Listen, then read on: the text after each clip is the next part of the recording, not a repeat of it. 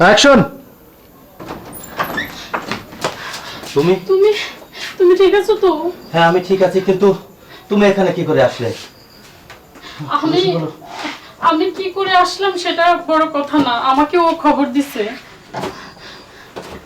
আমাকে আমাকে কারা এভাবে বাঁধিয়েছে তুমি জানো? তোমাকে আসলে কে এইভাবে তোমাকে বাঁধছে? ও বলছে দুলাভাইকে আটকে রাখছে এইভাবে এই বাগান বাড়ি ঘরে।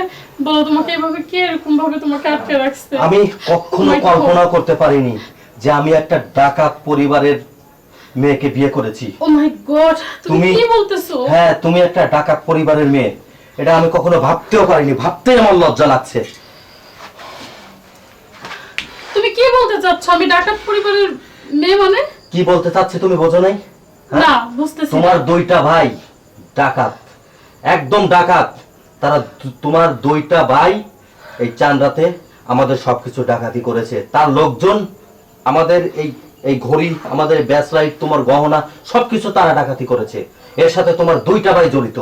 মাই গড, কিছুই জানি না আমি। হ্যাঁ, তুমি কিচ্ছু আমার জানো না। ভাই ডাকাত দলের সাথে জড়িত?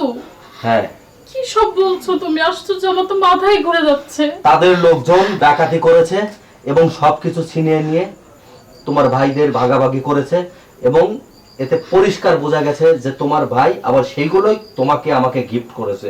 এতে পরিষ্কার, এই ঘড়ি দেখো, এই ঘড়ি আমার, হ্যাঁ, এটা এই তো গহনা, তোমারই ছিল। এই আংটি, এই ব্রেসলেট সবকিছু আমার, এবং তারা ডাকাতি করে আজ আমাদেরকে এগুলো উপহার দিয়েছে। এতে পরিষ্কার তোমার দুইটা ভাই ডাকাত। আমি একটা ডাকাতের বাড়িতে ঈদ করতে পারবো না, আমি এই কারণেই তোমাদের বাড়ি থেকে আমার বাড়িতে চলে যেতে চাচ্ছিলাম।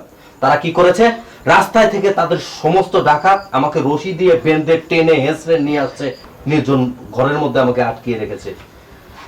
দেখছিস? তাহলে দেখ, আমার ভাইরা এই আজকে তো দুলাভাইয়ের সাথে এগুলা করছে। তোমার কাছে আমি ছাপ ছাপ বলে দিচ্ছি, তুমি কি আমার সংসার করতে চাও, নাকি তোমার এই ডাকাত পরিবারের ভাইদের সাথে সারা জীবন থাকতে চাও?